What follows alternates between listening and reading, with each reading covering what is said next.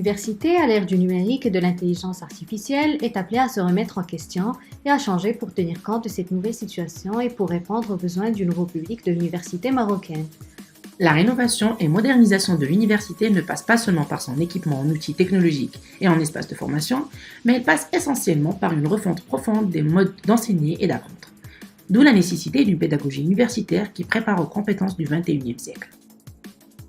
Concernant le mode opératoire du centre e-learning de l'UMP, il procède en 5 phases essentielles. D'abord, l'information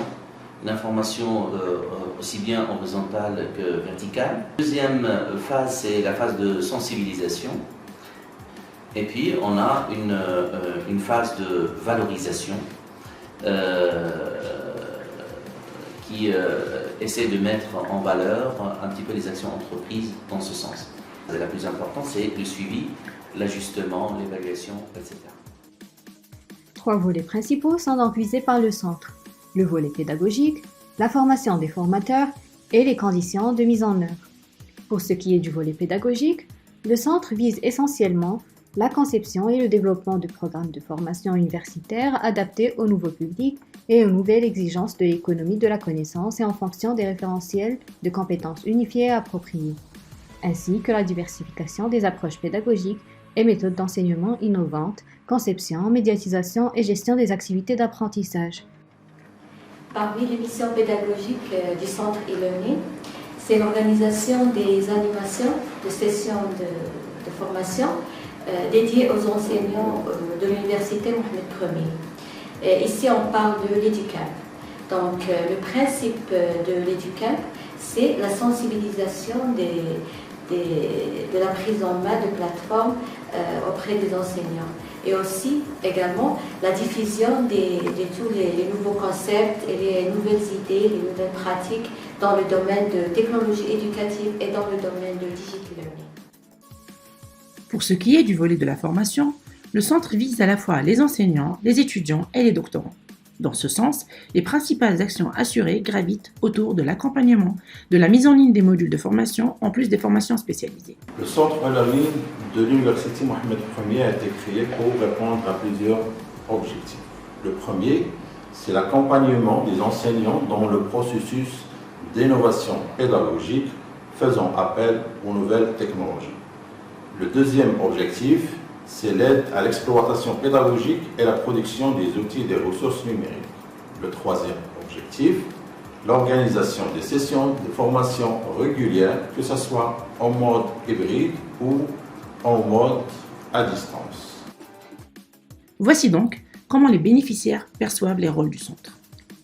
Moi, c'est Moussa Ibrahim, je suis de nationalité nigérienne. Je suis là aujourd'hui au Maroc dans le cadre de la coopération sud-sud entre le Maroc et les pays subsahariens.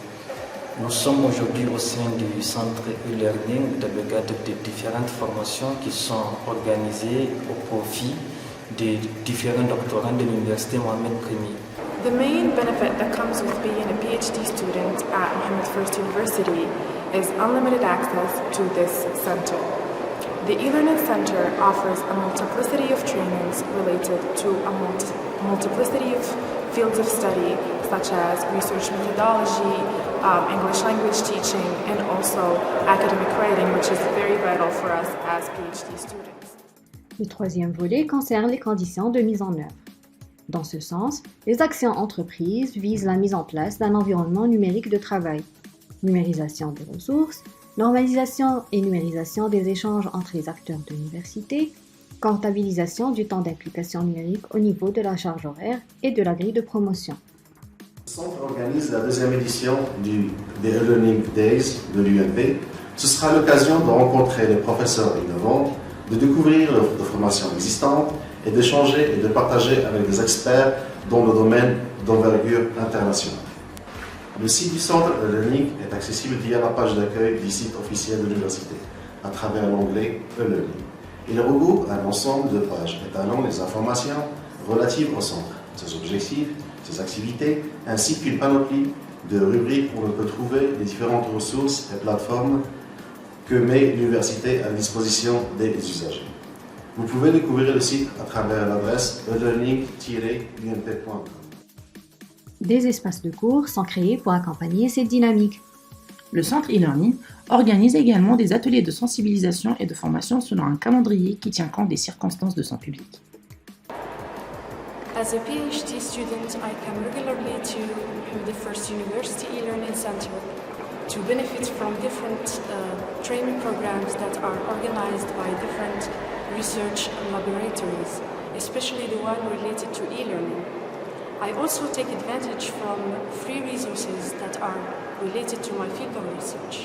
الآن تتواجدون في واحد الفضاء اللي خاص بالطلبة اللي خدامين على الدكتوراه، تتكون فرصة باش نتواصلوا مع الأساتذة باش نشوفوا شنو اللي مطلوب لنا في الدكتوراه، شنو هي البصمة ديالنا اللي خصها تكون، شنو هي الإضافة القيمة المضافة لنا كطلبة في هذا الموجة ديال البحث العلمي اللي كنا محتاجين فيه سواء في المجال الاجتماعي، الاقتصادي، السياسي، الثقافي.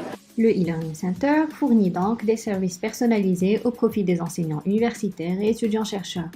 Il leur porte aide et soutien dans le processus d'innovation, et cela à travers la mise à disposition des espaces d'activité sur les différentes plateformes de l'université, l'aide technique et méthodologique à la mise en ligne des cours, l'accompagnement des concernés dans la réalisation des capsules vidéo et audio, la création de ressources, l'élaboration de manuels de procédure et chartes d'utilisation, la mutualisation et capitalisation des efforts déployés, la scénarisation et l'hybridation des cours.